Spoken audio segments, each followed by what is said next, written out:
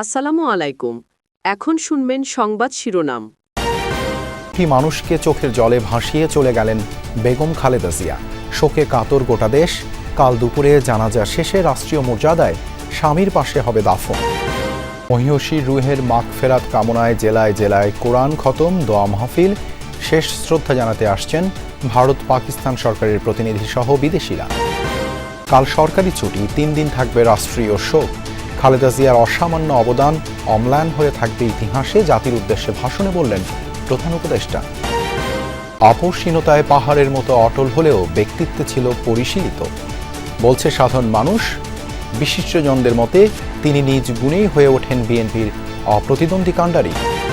কোনো কেন্দ্রীয় কারাগারেই শরীরে বাসা বাঁধে নানা রোগ ব্যাধি। অরফানেজ আর চ্যারিটেবল ট্রাস্ট মামলার প্রতিহিংসায় প্রায় 850 দিন কাটে নিঃসঙ্গতায়। গণতন্ত্র পুনঃপ্রতিষ্ঠার পাশাপাশি অর্থনীতিতেও নতুন ধারণার সূচনা করেন খালেদা জিয়া। চালু হয় ভ্যাটের ধারণা, পরিধি বাড়ে ইপিজেডের, রেমিটেন্সে ভর করে গড়ে ওঠে রিজার্ভ। এতক্ষণ শুনছিলেন সংবাদ শিরোনাম, এবার বিস্তারিত। বিদায় আপসহীন রাজনীতির নক্ষত্র বেগম খালেদা জিয়া। ভোরে রাজধানীর এফআরকেআর হাসপাতালে শেষ নিঃশ্বাস ত্যাগ করেন রাজনীতির এই মহিরুহ। সাবেক প্রধানমন্ত্রী, বিএনপি চেয়ারপারসনের মৃত্যুতে শোকাবহ গোটা দেশ।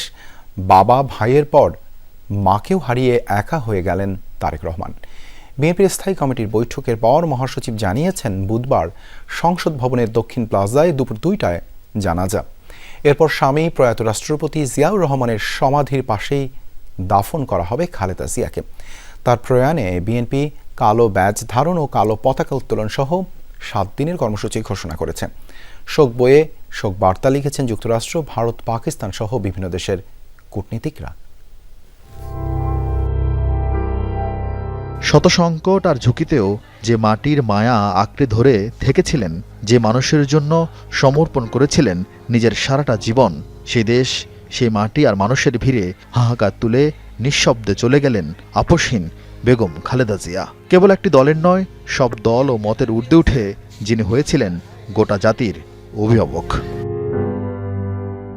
23 নভেম্বর থেকে এভারকেয়ার হাসপাতালে চিকিৎসাধীন খালেদা জিয়া।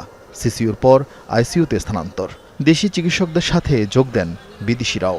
শত চেষ্টা প্রার্থনার মাঝে আশায় বুক বেঁধেছিল বাংলাদেশ, ফিরবেন খালেদা জিয়া। আরেকবার উচ্চারণ করবেন, প্রতিশোধ নয়, আসুন শান্তি ও জ্ঞানভিত্তিক সমাজ গড়ি। দেশের বাইরে আমার কোনো ঠিকানা নাই, বাংলাদেশই আমার ঠিকানা। দেশের বাইরে আমার কোনো ঠিকানা নেই, এটাই হলো আমার ঠিকানা। তবে তিনি আর ফিরলেন না। সবাইকে কাঁদিয়ে না ফেরার দেশেই পাড়ি জমালেন মঙ্গলবার ভোর 6টার কিছু পর।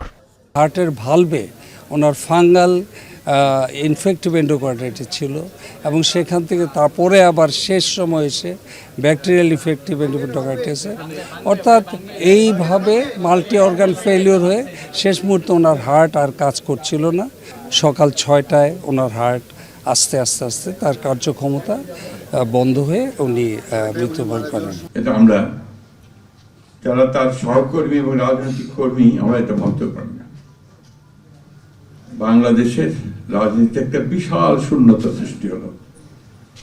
তাই নয়, পৃথিবীর গণতান্ত্রিক আন্দোলনে একটা বিশাল শূন্যতা সৃষ্টি হলো।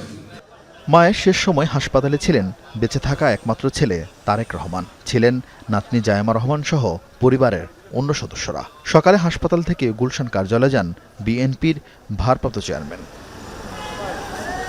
ছোট্টবেলায় হারিয়েছেন বাবা, নির্বাসনে থাকায় থাকতে পারেননি একমাত্র ভাই আরাফাত রহমান কোকর শেষ বিদায়ও। এখন মাকে হারিয়ে বড্ড একা হয়ে গেলেন তারেক রহমান। বিষণ্ণ মনে যোগ দেন স্থায়ী কমিটির বৈঠকে। কান্নায় ভেঙে পড়েন খালেদা জিয়ার দীর্ঘদিনের সহযাত্রী, সহকর্মীরা।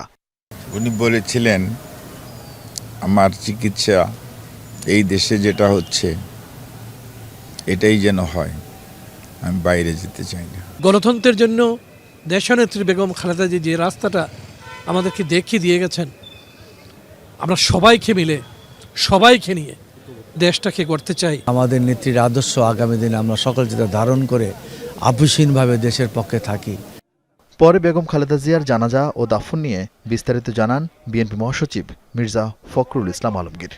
পার্লামেন্ট ভবনের দক্ষিণ প্লাজায় যে মাঠ এবং বাণিজ্য অ্যাভিনিউ, এই পুরো অংশ জুড়ে আমাদের নেত্রীর জানাজা অনুষ্ঠিত হবে। এই জানাজা পড়াবেন আমাদের জাতীয় মসজিদের খতিব। 7 দিন আমাদের কালো পতাকা আমরা ধারণ করব, কালো ব্যাজ ধারণ করব। পতাকা, কালো পতাকা উঠবে প্রত্যেকটি কার্যালয়ের। এই শোককে শক্তিতে রূপান্তরিত করে বাংলাদেশ জাতীয়তাবাদী দলকে একটা অপ্রতিরোধ্য দল হিসেবে গড়ে তুলি। খালেদা জিয়ার মৃত্যুর সংবাদে কেউ হাসপাতালে, কেউ গুলশানে, কেউ বা নয়াপল্টনে ভিড় করেন। নয়াপল্টনে খোলা বইতে স্বাক্ষর করেন ঢাকায় নিযুক্ত যুক্তরাষ্ট্র, ভারত, পাকিস্তান, চীন সহ বিভিন্ন দেশের রাষ্ট্রদূত ও হাইকমিশনার। স্বামী জিয়াউর রহমানের সমাধির পাশে চিরনিদ্রায় শায়িত হবেন বেগম খালেদা জিয়া। সংসদ ভবন এলাকার জিয়া উদ্যানে চলছে সেই প্রস্তুতি। মূল সমাধির নকশা ঠিক রেখেই খালেদা জিয়ার দাফন করতে চলছে কাজ। দক্ষিণে সংসদ ভবন আর উত্তরে মেমোরিয়াল হল ও মসজিদ। সরলরেখা বরাবর ঠিক মাঝামাঝি জিয়াউর রহমানের সমাধি। এখানেই সমাহিত করা হবে বেগম খালেদা জিয়াকে। মঙ্গলবার দুপুর থেকেই শুরু হয় কবর খননের আনুষ্ঠানিকতা। সমাধির চারদিকে রয়েছে সাদা মার্বেল পাথরের আবরণ, সেগুলো সরাতে প্রয়োজন দক্ষ শ্রমিক। একই সাথে দৃষ্টিনন্দন সমাধিসৌধের আকৃতি ঠিকঠাক রেখে খালেদা জিয়ার কবর প্রস্তুতের জন্য প্রয়োজন সূক্ষ্ম মাপজোখ। কংক্রিট আর পাথরে ঢাকা 36 ফুট ব্যাসের এই সমাধির একাংশ ভেঙে ফেলতে কাজ করছে গণপূর্ত অধিদপ্তর। আছেন গোরখোদকও। চারদিকের দেয়াল ঘেরা 15,000 বর্গফুটের এই সমাধিসৌধেই চিরনিদ্রায় শায়িত হবেন 3 বারের প্রধানমন্ত্রী বেগম খালেদা জিয়া। আইনশৃঙ্খলা বাহিনীর সদস্যরা পুরো এলাকায় কড়া নিরাপত্তা বলয় তৈরি করেছেন। কবর খননের অগ্রগতি দেখে গেছেন স্বরাষ্ট্র উপদেষ্টাও। নিরাপত্তা প্রস্তুতি সংসদ ভবনের দক্ষিণ প্লাজা ও মানিক মে এভিনিউ। বুধবার দুপুরে এখানেই রাষ্ট্রীয় মর্যাদায় হবে বেগম খালেদা জিয়ার নামাজে জানাজা। বিএনপি চেয়ারপারসন খালেদা জিয়ার মৃত্যুতে সারা দেশে শোকাবহ পরিবেশ। দলের নেতাকর্মীদের পাশাপাশি সাধারণ মানুষও শোকগ্রস্ত। মৃত্যুর খবর পাওয়ার পরই বিভিন্ন জেলা উপজেলায় বিএনপির পার্টি অফিসে ভিড় জমান নেতাকর্মীরা। কান্নায় ভেঙে পড়েন অনেকে। নেতাকর্মীরা বলেন, দেশের বর্তমান পরিস্থিতিতে খালেদা জিয়ার মৃত্যু অপূরণীয় ক্ষতি। খালেদা জিয়ার আত্মার মাগফিরাত কামনায় বিভিন্ন স্থানে দোয়া, কোরআন তেলাওয়াতের আয়োজন করা হয়েছে।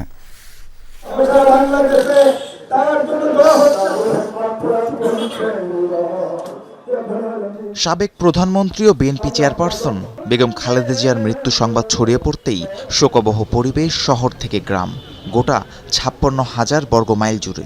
পার্টি অফিসগুলোর সামনে নেতাকর্মীদের ভিড়। চোখের জলে তারা স্মরণ করছেন তাদের প্রিয় দেশনেত্রীকে। সকলে আমার মার জন্য দোয়া করবেন, এইটাই আমি দেশবাসীর কাছে এখনো জানাচ্ছি। নেতাকর্মীরা বলছেন, শত নির্যাতন নিপীড়নের মুখেও গণতন্ত্র প্রতিষ্ঠায় অটল ছিলেন নেত্রী। তার বিদায়ে রাজনৈতিক অঙ্গনে সৃষ্টি হয়েছে বড় শূন্যতা। নেত্রীকে হারিয়েছি। আমাদের জীবন থেকে মনে হয় যে আমাদের রাজনীতির আনন্দ, আমাদের সবকিছু শেষ হয়ে গেল আজকে। জাতি শোকাহত, দেশের আপামর জনগণ শোকাহত। এই শোক, এই শূন্যতা কাটিয়ে ওটা নয়। আমরা এতে হয়ে গেছে ভাই।